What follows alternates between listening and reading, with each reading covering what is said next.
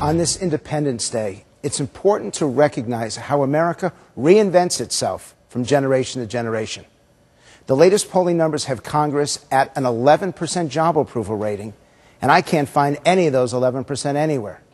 And so what we've done is we've brought with us 8 members of Congress, the great freshman class, to explain why you were supposed to bring about change, and yet the numbers are still pretty low, and you're going to have the opportunity to take them on. So grab your dials, because I want to see how, this is going to be the ultimate in accountability.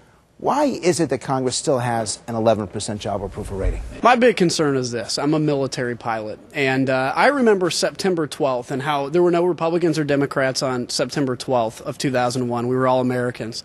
And I think we can debate ideas, talk about our differences, but not see each other as the enemy. And that's where I've really been burdened personally in this job, is because I think we are disagreeing and we're seeing each other as the enemy. And if we get past that and say, you're not the enemy, you just disagree with me, then I think as Americans we can unite and really get some things done. You come from a state, Wisconsin, that is the most divided and polarized in America. It seems like whether it's Wisconsin or Washington, we've all pulled ourselves apart. This is, I think, the problem that we have. I think most people expect on those outer silos of issues, on the right and the left, that you expect us all to fight. What's happening today, though, is there's all these issues that come down into the middle that we should all agree on, that are common sense American issues, that we should move forward, that we fight on. And I think people sit home and go, what is the problem? Why aren't we moving the common sense ideas forward and reserve those outer siloed issues for the big fight? Okay. Give me a word or phrase to describe Congress. Pathetic. Unsupported. Polarized. Deadlocked. Ridiculous. This group, hopeful. This group is hopeful. What about Congress overall? Pathetic. Broken. It's pathetic. Okay, so pathetic is the #1 word that they use. What do you tell them? We are divided as a country right now, and so we represent the people in our districts, but there's people from all over the country, and we have very differing views right now. But it's a very critical time that we do find those common ground where we can come together and move forward. And certainly, I know we were sent here on a mission as freshmen to pull our country back from the brink of financial collapse, and we're working hard, and we're part of the fighting freshman class, and the American people deserve it. You know, I would add a word, and I would say frustrated. I think the American people are frustrated, and I can tell you as a brand new member of Congress, I'm extremely frustrated. There's so much that I would give my life for this country. I know we have Air Force pilots here, I'm a Marine myself, but when you are as polarized as we are, and I don't think we have enough leadership right now, that's one of the issues. But the country itself is divided, and bringing that back together is a long, arduous process that doesn't happen overnight. We've been polarized for a while, and we need to bring it back together. So can you blame them for being polarized? Isn't America polarized?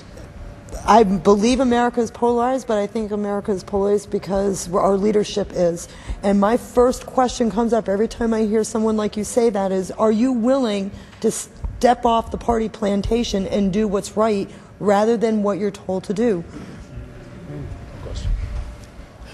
We have two sets of problems. One, the almost insurmountable condition of America today with deficits and debt and so on, coupled with the group that is supposed to fix it or to preside over it has, like a couple of boxers, retreated to their corners.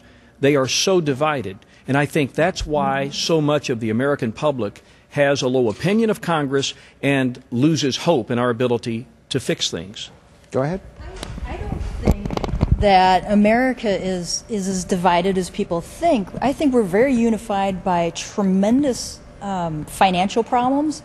A lot of us are affected by the housing bubble. A lot of us are affected by unemployment. And that's uniting us as American people.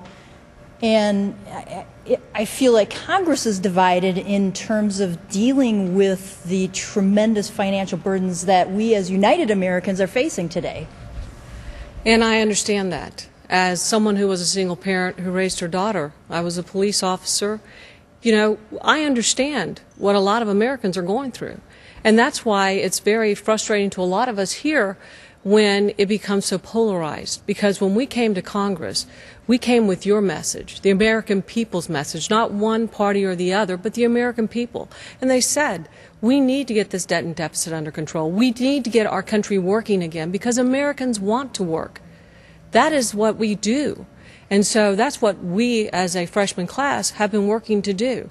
And you have the polarization, and it's something that all of us don't agree with. We believe we're all Americans. So very quickly, what would you ask them if you could? Any question?